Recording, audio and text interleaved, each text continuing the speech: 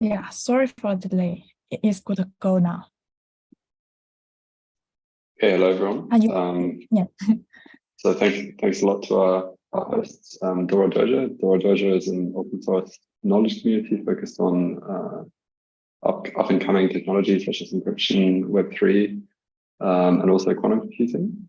Dora Dōjō regularly organizes these knowledge sharing sessions in the form of live broadcast, audio and text, and the topics covered include consensus algorithms, architecture, and some more specific topics include ZK EVMs, darkware, optimism, smooth cryptography, distributed system, Ethereum, quantum computing, quantum information, and satellite communications. And today we're talking about neutral atom quantum computing.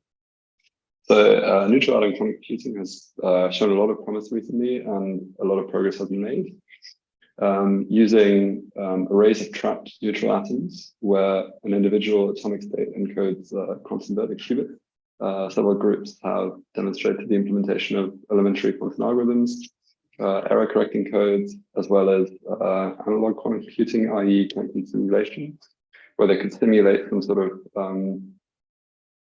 Hamiltonian and thereby realize the quantum dynamics of quantum computer directly, which is fairly hard to simulate classically.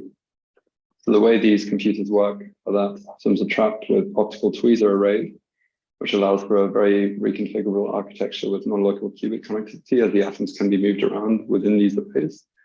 And recently, actually, the development of neutral atom arrays is likened to the development of field programmable gate arrays in classical computing, which revolutionized classical computing hardware development. So just for a bit of background, because we're talking about using atoms for quantum computing, you might wonder how, given the various energy states that are available to us in an atom, how we would like to optimally encode quantum information within an atom which offers a variety of energy levels and states. And here it's important to distinguish between two particular types of states. And those of particular interest are Redbook States and Hyperfined States. So first of all, Redbook States in alkali atoms refer to excited electronic states, where the outermost electron is located far away from the atomic nucleus. And they were named after Johannes Redbook, who was described in the late 19th century. And they can be described mathematically by looking at Formula 1 over here. So the energy of a Redbook state in an alkali atom with one electron where all other electrons occupy filled inert shells can be calculated using the Redbook formula. So the way to think about this is that you have some sort of atom. I mean, this could be hydrogen just with one electron, but also atoms with many more electrons like rubidium, where you have a nucleus and then with electrons and protons, and then you have all these orbitals surrounding the nucleus, which are filled and inert, these partake in dynamics. And then you have one large orbital with one single electron. And thereby we can kind of model this as orbiting the nucleus, and then you can kind of subtract the dynamics arising from all these filled orbitals. And interestingly, in this formula here, so Ry is the Redbook constant, which is around 13.6 electron volts, and is the principal quantum number, and delta is the quantum defect. So actually, you would get perfect E equals minus Ry over n squared behavior for a hydrogen atom, but because for many alkali atoms you actually have additional electrons, they perturb the energy levels that you get by treating it as a model like this, and thereby phenomenologically you find a constant delta, which is known as a quantum defect. And yeah, that arises due to the presence of additional electron in various alkali atoms.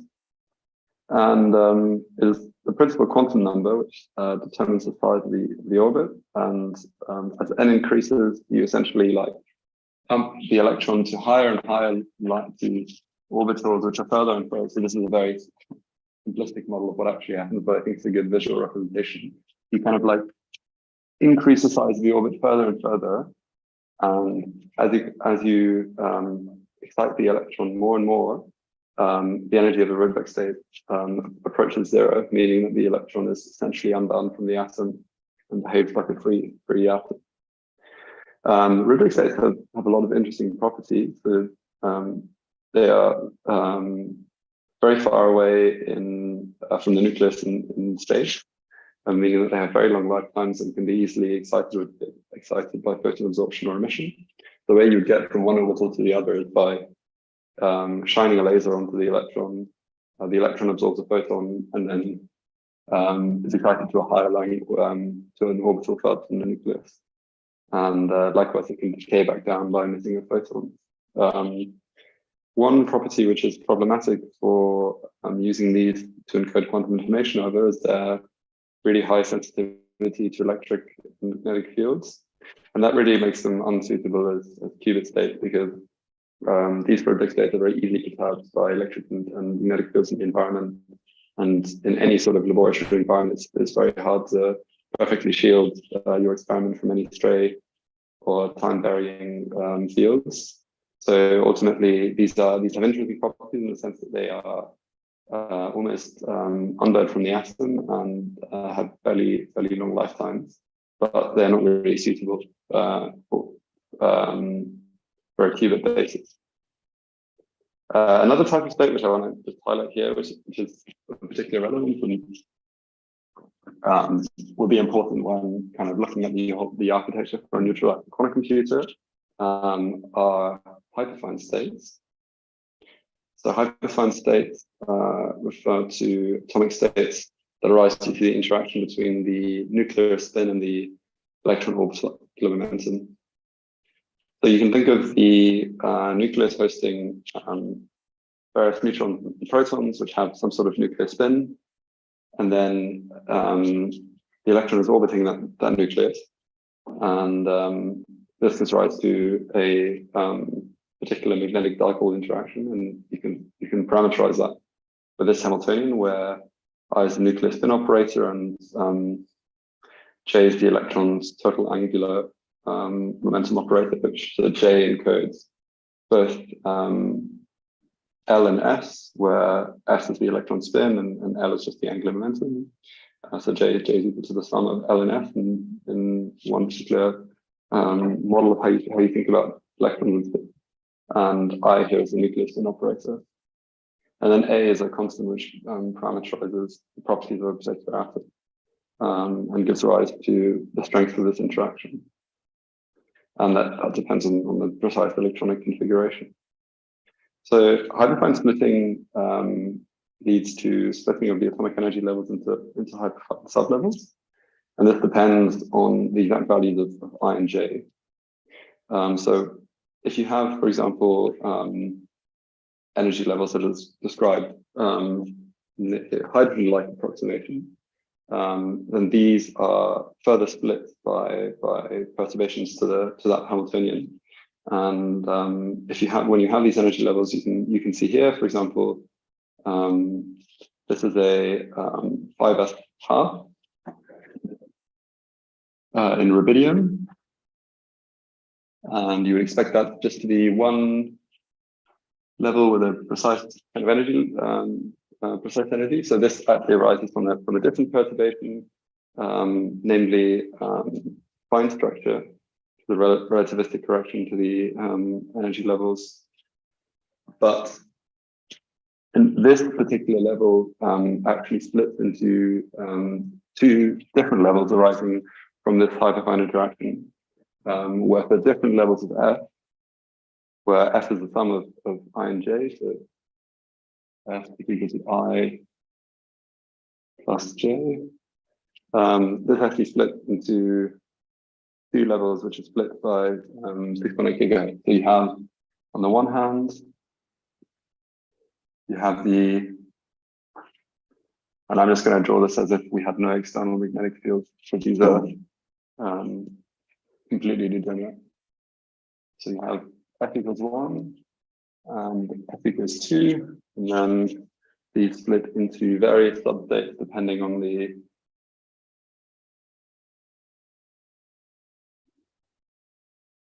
NF number of this particular state.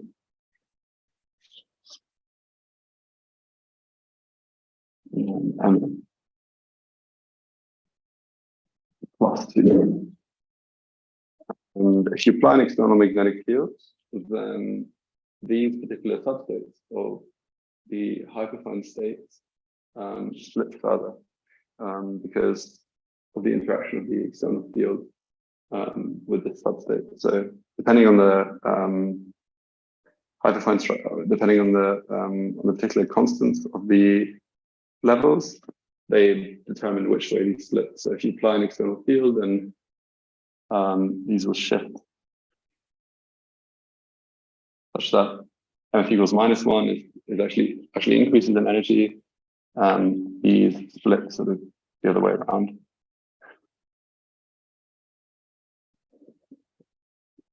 And yeah, it should also maybe be noted that this approximation works for atoms, but for large nucleus thin values and also for molecules, this calculation needs to include the quadrupole interaction.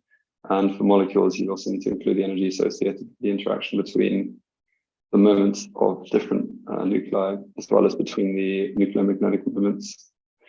And a particularly nice property of hyperfine ground states is that they're extremely long-lived, so that they're very stable. They don't radiatively decay to any lower level states because they're essentially much closer to the nucleus. And unlike Redbook states, you don't get to a hyperfine state by continually exciting an electron in an atom.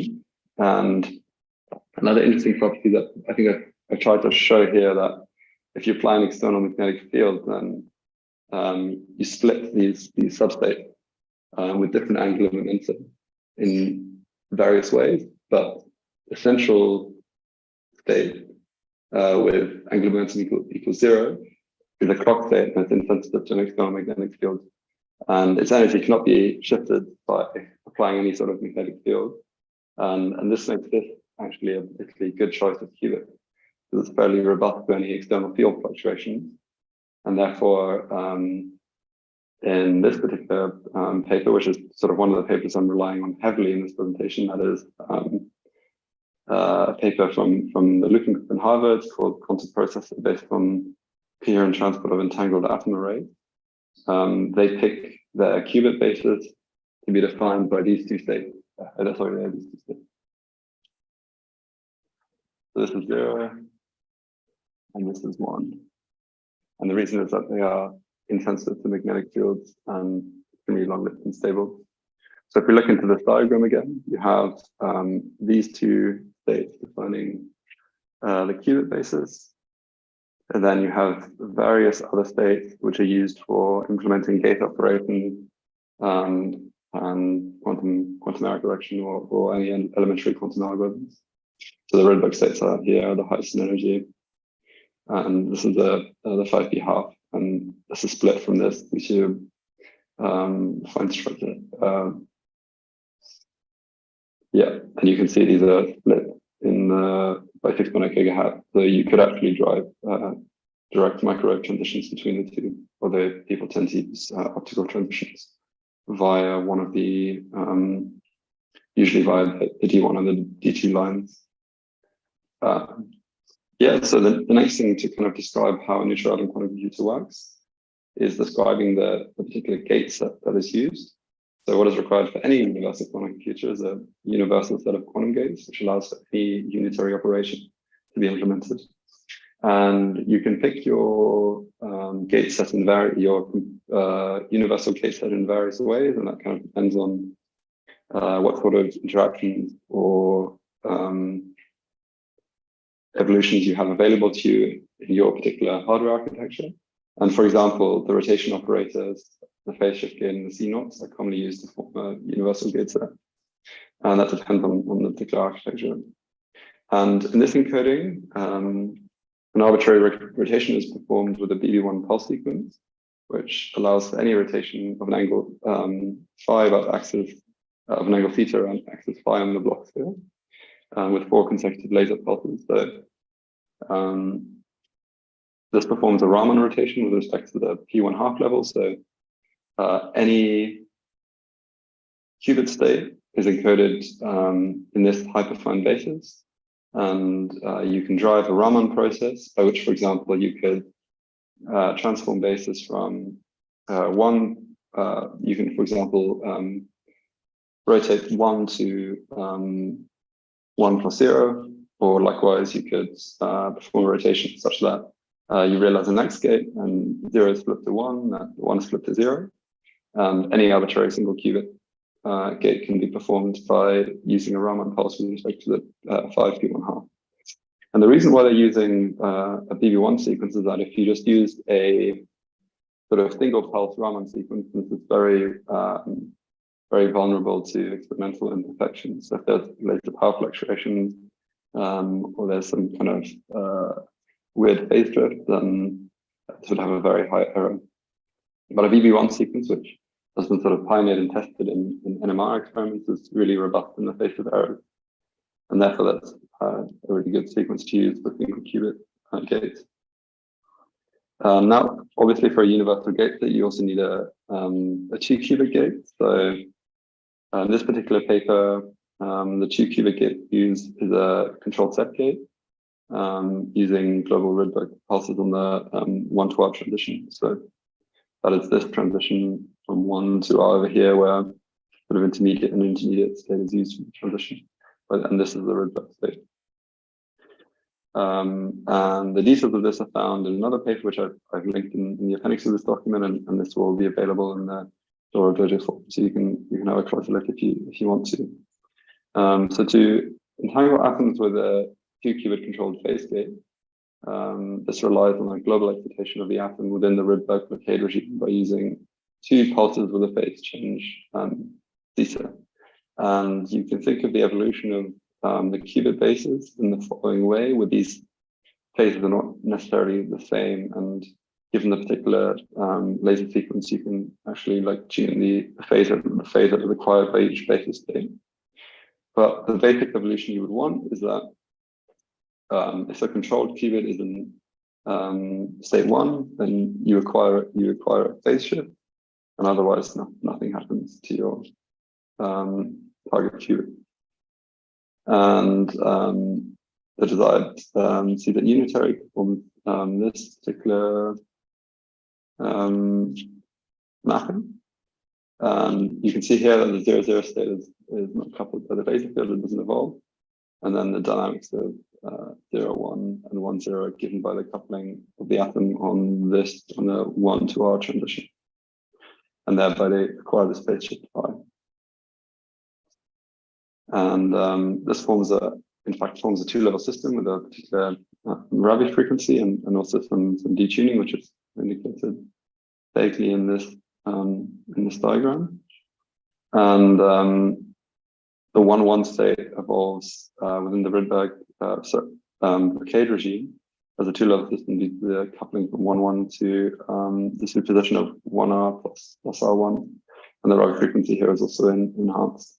And by kind of tuning this this pulse, which realizes this interaction, one can realize a CZ gate such that we have a particular condition that is fulfilled.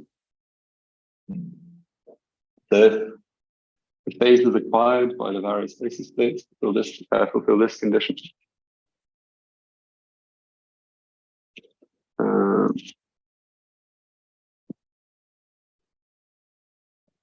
And if any additional phases are cancelled, then you've realized a controlled set gate.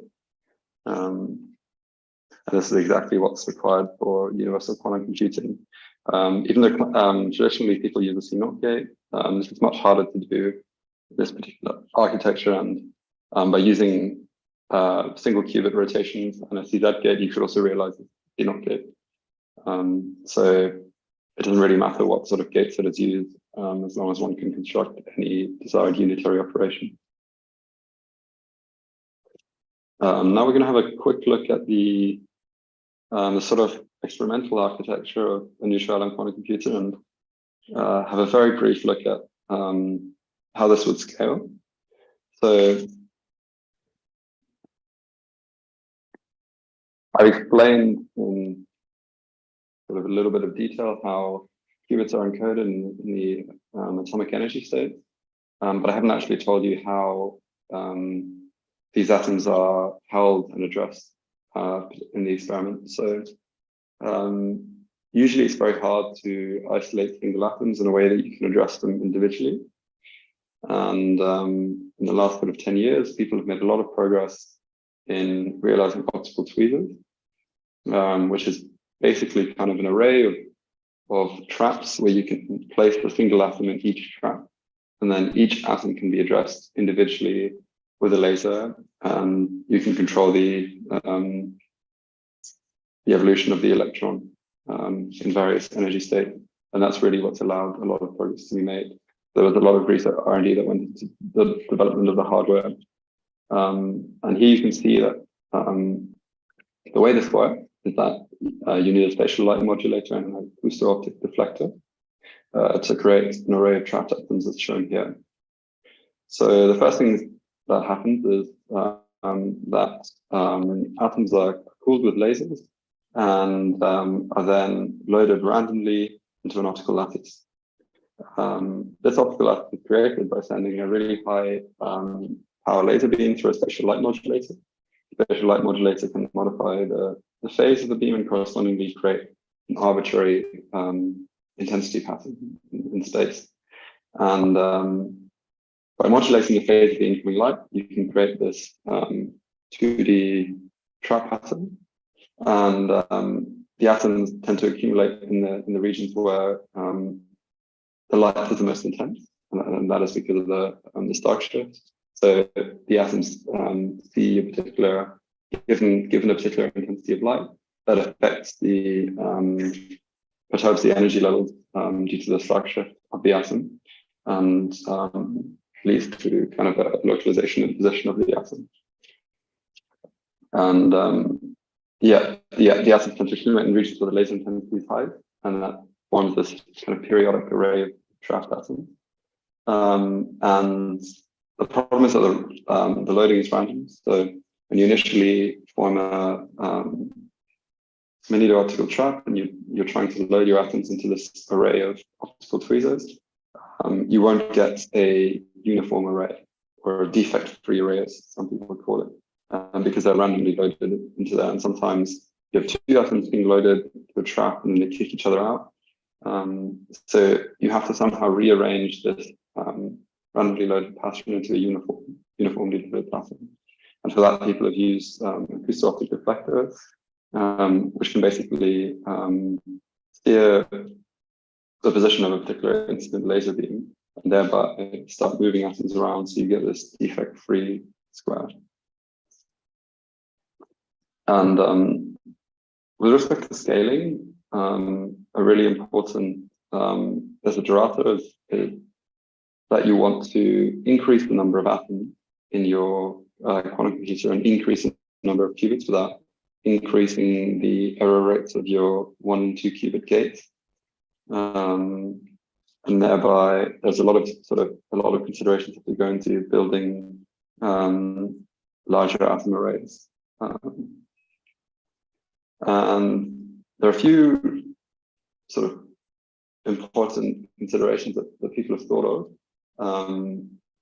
And in particular, one advantage of this is that by design, it's actually fairly easy to increase the number of qubits, because by using a higher, at least increasing the number of qubits before you get to sort of the several thousand, because by using more laser power and changing the number of RF tones which drive these acousto-optic deflectors to shuffle the atoms back around, you can simply generate a larger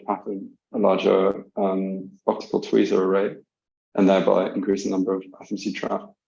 There are sort of other limitations which come into play at some point, which is that, at some point, it will be difficult within one experimental setting to individually address all the atoms if your array becomes too large. And also it might, from kind of a control electronics perspective, become difficult to have individual RF drive tones for all the acousto-optic deflectors if you have thousands of trapped atoms. But in principle, there's kind of nothing that stops you by just increasing the size of the array. although I think there will be additional challenges which people encounter just following this technique. But this is, for example, probably more straightforward than just increasing the number of superconducting qubits on a single chip, and probably also more straightforward than just increasing the number of ions in an ion trap. And I guess what people are really looking for here is that you want a quantum computer with thousands of logical qubits, which are error-free qubits. And for that, you would require many more physical qubits. And with error-correcting algorithms, you then have a certain number of perfect logical qubits. And currently, people have, so for example, this group in Harvard, from which I've taken all these figures, they've managed to realize a neutral atom quantum computer with a few hundred qubits. So what are some practical solutions for adding more atoms to the optical tweezer array whilst maintaining high fidelity? The one I've already outlined before. A few others are that, I mean, for scaling, you do not just want to increase the number of atoms, but you also want to reduce your errors. And there's actually, I think, fairly good ideas as to how errors could be reduced. The one is that you can increase the 2-qubit gate fidelity by using more intense Raman lasers or better pulse shaping techniques. And then you can also use more advanced atom cooling, which will increase coherence times and thereby reduce infidelity because of atom loss from a trap. At the same time, the single qubit fidelity could be increased through parallel Raman excitations with AOM arrays. Because currently, I think, as far as I'm aware, the single qubit gates are usually not realized in parallel. They're sort of like atoms that are either shuffled around and then single qubit gates are performed on like atoms sequentially, one after the other. But if you use an array of AOMs, then it'll be much easier to address various atoms in parallel. And that's also one thing I haven't really mentioned, probably is clock rates. I think the clock rates on a neutral atom quantum computer, which is the time it takes to implement these gates, probably aren't that great yet either, which is another thing that should be kept in mind for kind of scaling and future-proofing this type of technique. And another point which is made in this paper, which I think could probably be said for various other architectures as well, is that this atom array approach allows for quantum networking between separated arrays. So you could create an optical tweezer array, say on one experimental table, and then you can create one on another, or even on the same table, and you can optically connect them, which would allow for scaling this up. But I think this is an argument that people have made for various architectures, so I wouldn't say this is kind of a unique advantage of this one. We're now going to switch gears a little bit. I'm going to show you a few proof of principle quantum algorithms, which have been implemented on a neutral atom quantum computer. And even though I've described an encoding for rubidium, this group actually used cesium, as far as I'm aware, but the physics are very similar, and they also encode quantum information in, I think, a hyperfined basis, and then use Redbook States to realize 2-qubit gates. So first of all, I'll give a quick intro as to how they've benchmarked the performance of their quantum computer, which is by creating multi-particle GH states. And GH states refer to a particular type of entangled state involving multiple particles. And they're named after Daniel Greenberg, Michael Horn, and Tim Zeilinger. And they take the following form. So if I have a single particle, a GH state would just be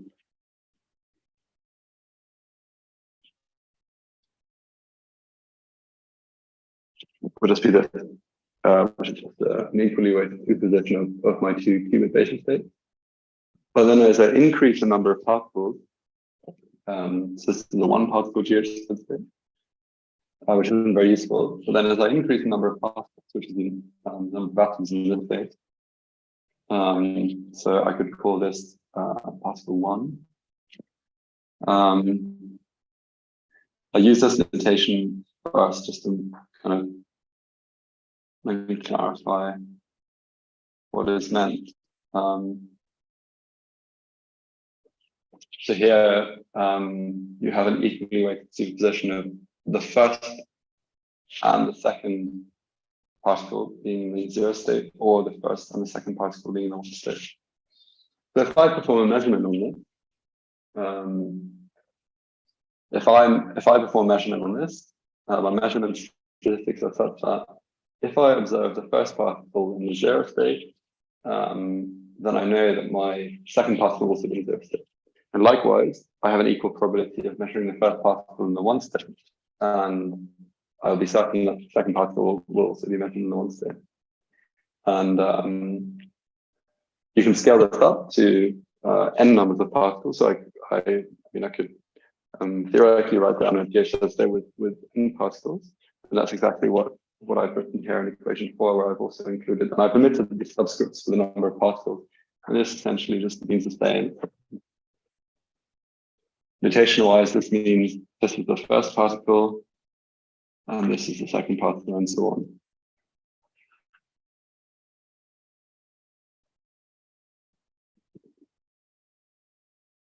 And yeah, I've also included an arbitrary state shift EPCI between the two terms, which doesn't really matter and shouldn't take away from the general point I was making about GHZ states. And these states are interesting because they exhibit perfect correlation between the two qubit states of each particle. So if you measure, as I said before, if you measure one in either basis state, then emitting errors, all others will be in the same qubit state. And this perfect correlations make them interesting and useful for quantum information processing. In fact, they provide the strongest non-local correlations for an n-particle entangled state. At the same time, they are, however, fairly fragile. So if my state decoheres and I lose one of the particles, then my state collapses to some sort of non-entangled state. So, for example, if I lose the first particle, then essentially through a loss to the environment, that first particle's state will be measured, and then I collapse to either a state of only qubit zeros or a state of only qubit ones, which then isn't very useful anymore because that state exhibits no entanglement whatsoever, and is in fact sort of perfectly classical in the correlation that it exhibits. And yeah, this makes them fairly difficult to prepare at scale because any sort of single particle loss neglects all the benefits you get from these extremely strong non-local correlations exhibited by this state. And therefore, actually, the preparation of n-particle GHZ states is a pretty good metric for benchmarking quantum computers because it requires high gate fidelities, but also good coherence times, so that during the preparation sequence, there's no decoherence of any of the particles and that are constituents of the state.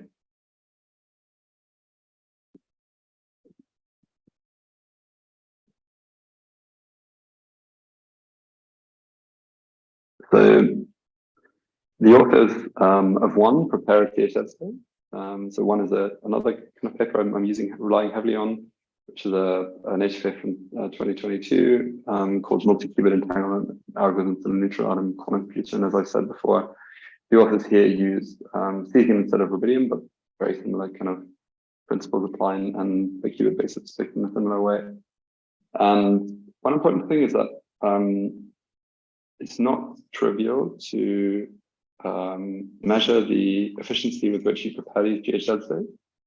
Because if I just measure in my computational basis, where 0 and 1 is defined as usually as a computational basis, then I couldn't distinguish, say, a GHZ state from a statistical mixture like the one I've described here. So this is just a one-particle GHZ state, which again isn't very useful, but as an example, if I just measure in the 0-1 basis, then I couldn't distinguish between a state that looks like this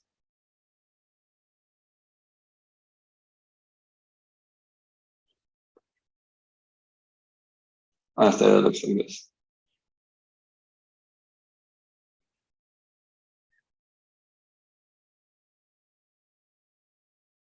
So this is just a statistical mixture of the 0 and 1 state. This is the coherence transition between 0 and 1. And the density matrix of this looks very different to the density matrix from this. But the off-diagonal terms are inaccessible to performing a measurement in this status. So in both cases, I would just observe 0 or 1 with 50% probability. But I couldn't distinguish between these and performing this type of measurement. So what people usually do to measure the so-called fidelity of preparing geodesy, where I define the fidelity in the appendix, is fairly important. Some people may not be familiar with it. So the fidelity between two quantum systems described by two-density operators gives basically an estimation of the closeness between the two. So for example, if I'm estimating the fidelity between two density operators, rho and sigma, this, for example, could be practically, I want to initialize my system in the state sigma. My experimentally measured quantum system is in the state rho. This gives me kind of the closeness with respect to my experimentally prepared state and my perfect theoretical state that I aim to prepare. And this is given by the trace distance between the square root of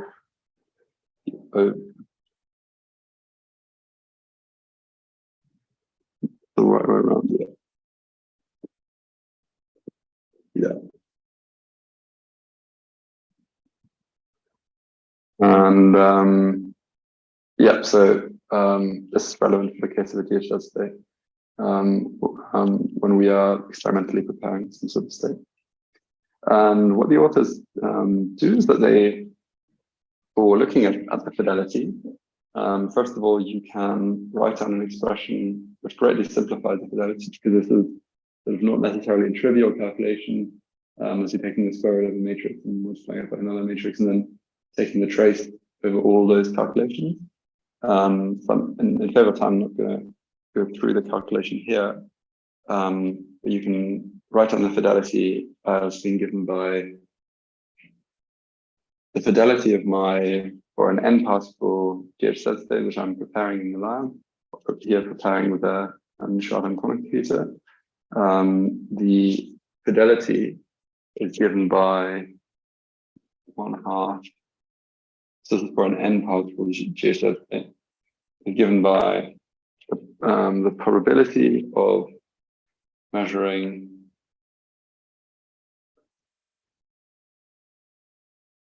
an n particle 0 state. So for n equals 2, this would be 0, 0. For n equals 2, this would be 0, 0, 0. And likewise, the probability of measuring an n particle 1 state plus the amplitude of parity oscillations. So you're probably wondering what that means.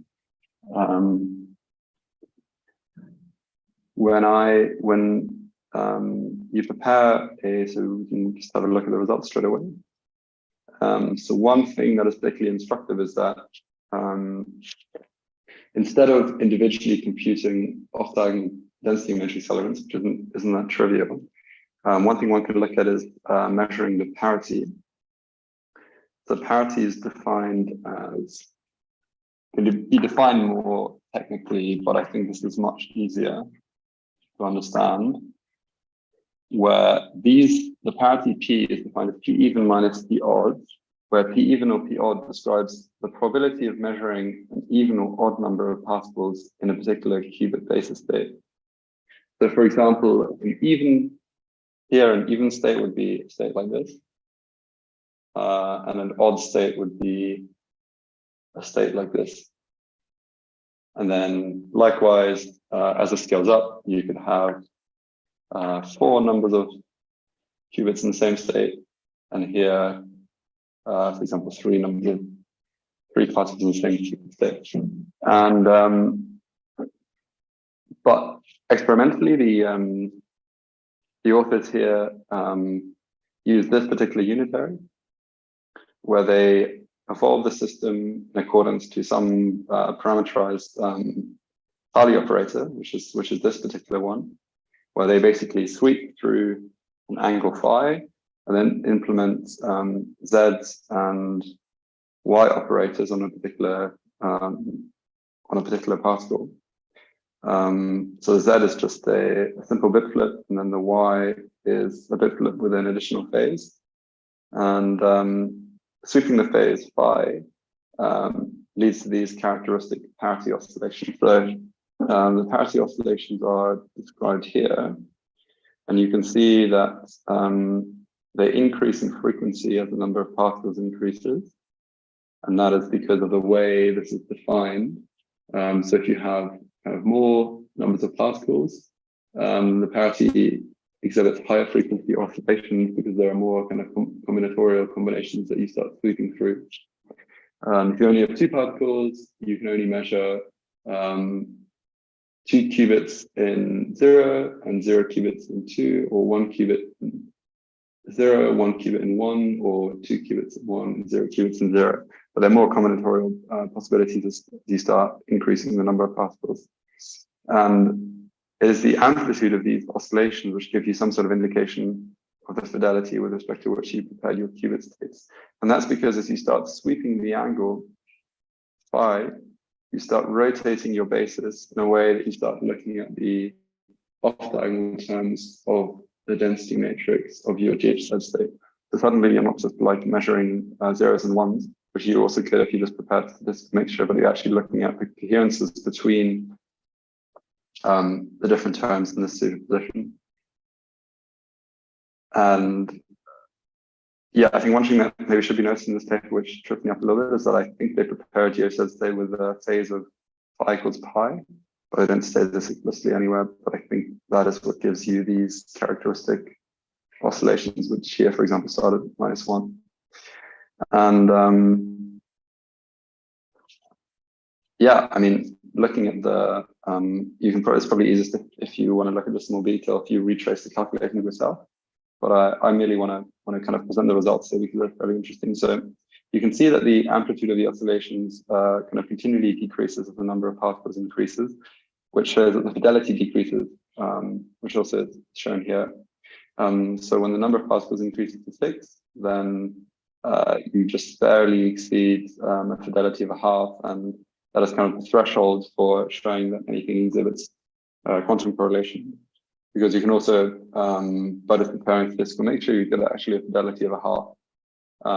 So if you want to show any sort of genuine quantum behavior, your state preparation fidelity really must exceed half. And this is just about still the case for n equals 6, and then not the case anymore for a larger number of particles. But you can see the they fitted these oscillations to their experimental data, and it looks sort of reasonable. And another thing they've shown here is that the decoherence time sort of scales approximately with 1 over n, where n is the number of particles. And yeah. One other maybe interesting thing is that they prepared these GH states by applying a Hadamard gate to the central qubit, followed by a sequence of CNOT gates and all the different pairs. Yeah, these compiled circuits are shown in the supplementary information of the paper if you want to take a look. And I think they've also optimized their circuits for the errors they have in their quantum computer. Yeah. So I think this is a sort of fairly interesting result, and I think this is a better fidelity for a larger number of particles in a GH set than previously demonstrated on any neutral atom quantum computer. Although people have, I think, demonstrated better GH state fidelity with high numbers of particles with photons and ions, and probably even superconducting qubits. This is still sort of an important result, which should be acknowledged. Yeah, now I'm going to go into a quick description of 2 elementary quantum algorithms which are implemented on this neutral atom quantum computer. The first of which,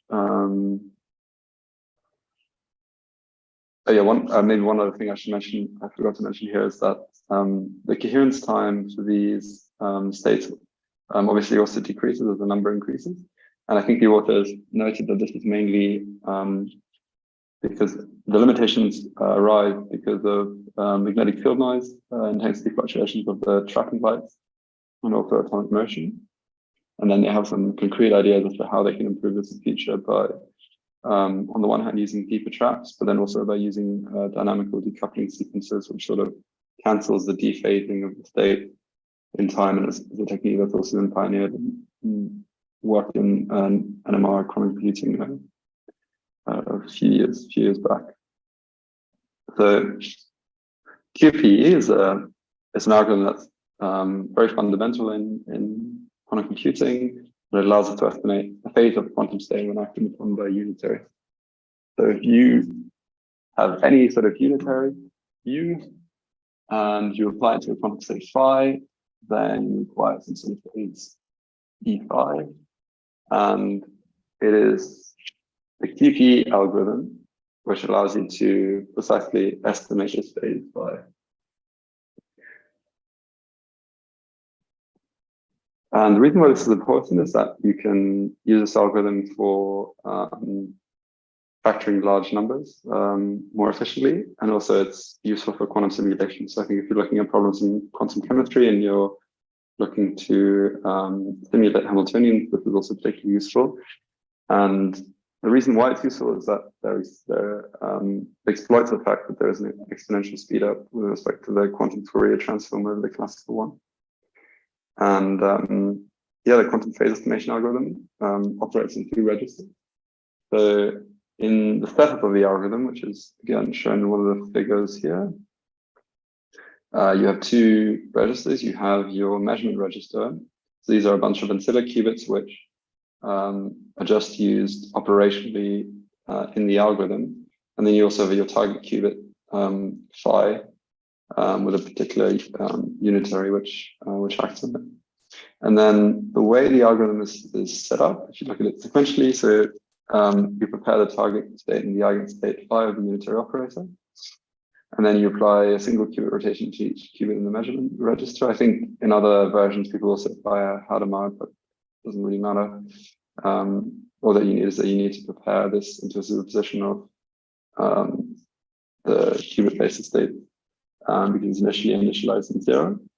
And then you start performing some conditional unit as a controlled unitary operation to the target state measurement register. So this applies the unitary to the power of some function of j, where j is the sort of j indexed measurement qubit. This basically encodes the phase information of u in the measurement register. And each additional controlled operation adds 1 bit of information about the phase.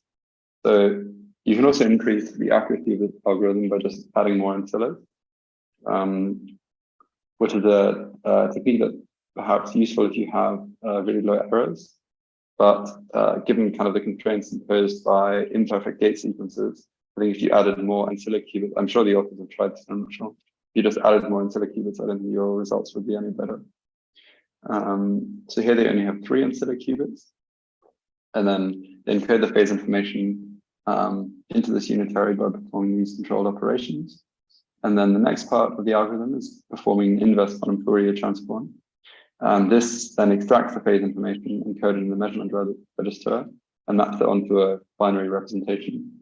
So here you have 3 measurement qubits. So in the readout, I think one of the ancillas is not, but actually no, they should be all used in the readout. If you have 3 ancillas. So previously in the algorithm they only used 2.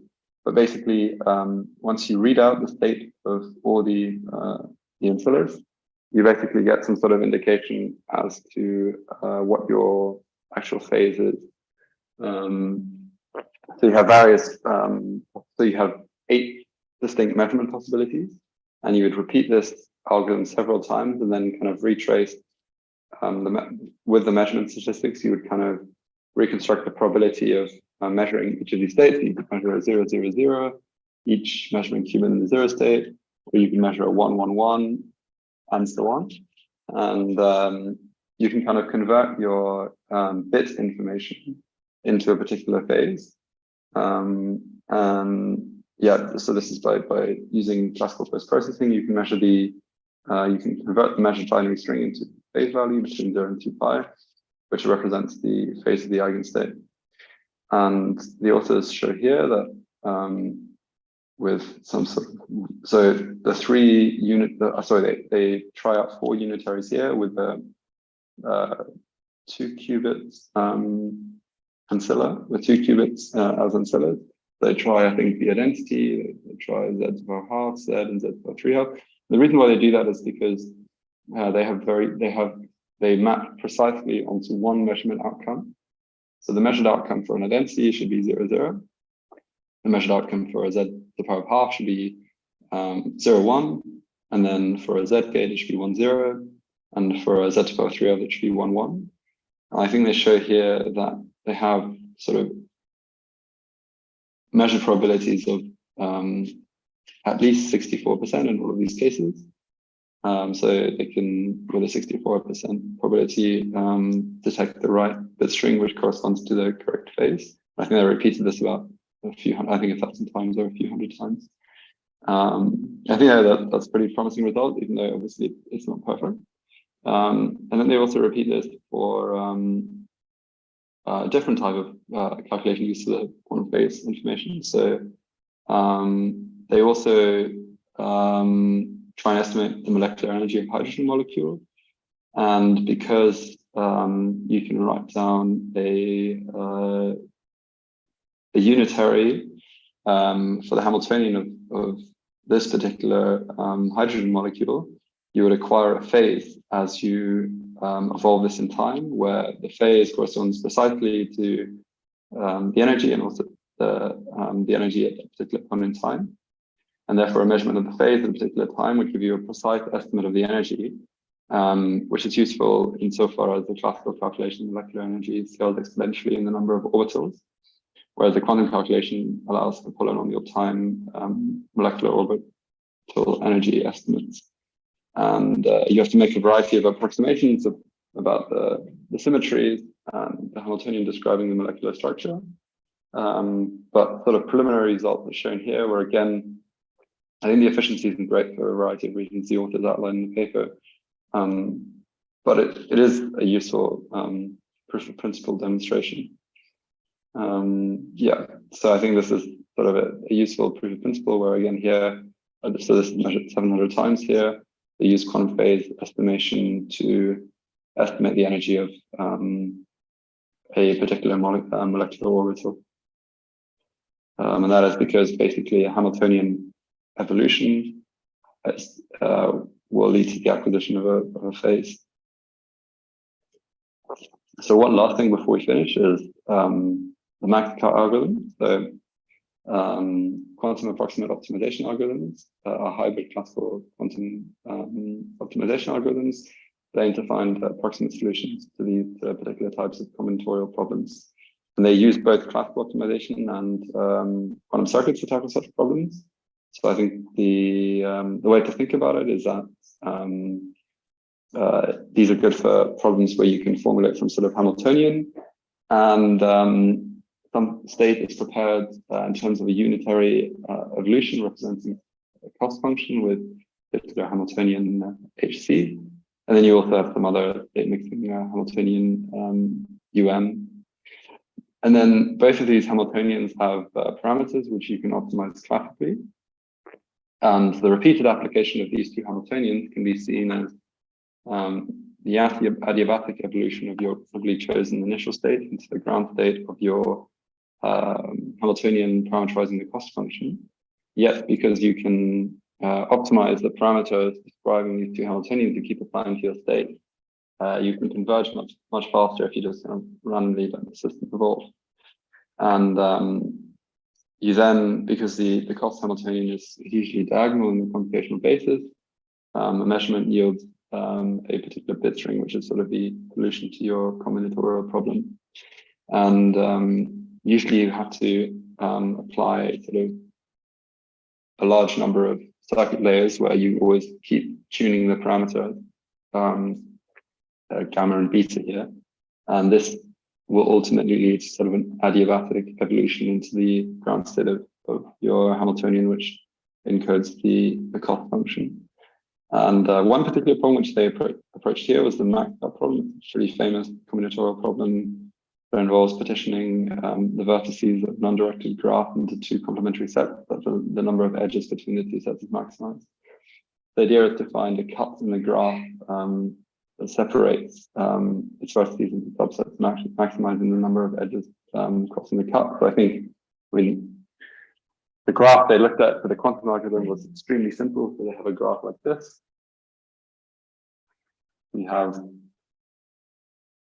4 nodes and 3 edges, and it's fairly obvious that you can draw a line which partitions this into 2 subsets which cut all the edges. But they still tried implementing this on the neutral quantum computer by using a particular type of Hamiltonian, which kind of acts as a cost function for this 3-node and 4-node graph. And they show the quantum circuits here and also the results. And using various parameterized circuit layers, they actually show one thing that's fairly interesting. So using just one layer of the circuit, I think the maximum, RA is defined to be some sort of measure of efficiency, and it's fairly reasonable, 66.9%, but it's one parameterized circuit layer. Then as they increase this to 2, they get slightly better, 68.7%. But then if they include another circuit layer, you'd expect this to keep going up. But actually it decreases, which is because once they add another circuit layer, the errors start accumulating, and they're unable to really obtain any useful information from these parameterized circuits because their gate errors are simply too high. And all these experiments contained about 1,000 measurements. And I mean, although here it's not like they're solving problems that classical computers can solve because these graphs are extremely simple. But I think people have theoretically shown that once you have better quantum computing hardware, you could start solving these max algorithms more quickly than you would be able to with a classical computer. And that, at least, I think, motivates a lot of people to keep developing the hardware to pursue more research in this direction. And I mean, I had to rush a little bit through the last algorithm, but I think if you're interested, then just have a look at the precise notes that will be uploaded to the forum. And I think I'm going to wrap up here. Thanks so much for listening, and let me know if you have any questions.